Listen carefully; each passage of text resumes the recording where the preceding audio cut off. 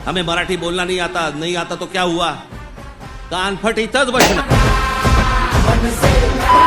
Hello everyone, कलवा station पे आज मेरे साथ कुछ हुआ। मैंने किसी को हर्ट किया है, एक महाराष्ट्रन आदमी को। मैंने उसको गाली गलौज दिया, मैंने उसको मेरा हाथ भी उठा है उसके ऊपर, जिसकी वजह से मैं पूरे महाराष्ट्र और महाराष्ट्र लोगों से माफी मांगती हूँ।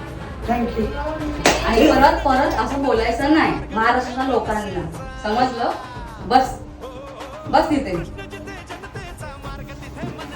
नमस्कार, तुम्ही बघू शकता आता त्या ताईनी जी व्हिडिओ बनवली, जे माफी मागितली, हे आमचे पदाधिकारी स्वरा काटे त्यांचे मिस्टर हे कामावरून येत होते त्या कळवा स्टेशनवरती। त्यांच्यावर असा प्रसंग घडला की हे ट्रेनमधून उतरल्यावर ते ताई जात होते, तर त्यांचं म्हणजे चुकून धक्का लागला। त्या धक्का लागल्यावर ते ताईनी जे शब्द वापरलं त्यामुळे पूर्ण तमाम मराठी बंधू भगिनींना मन दुखण्यासारखं त्यांनी शब्द वापरलं। तसंच त्यांनी दादांवरती रागाच्या भरात त्यांनी हात देखील उचललं। तर ताई बोलले की यापुढे परत तरी आमच्याकडून घडणार नाही, माझ्याकडून चुकी झाली, मी मराठी बंधू भगिनींचे खूप आदर करते आणि मान ठेवते, यापुढे माझ्याकडून अशी कधी चूक होणार नाही।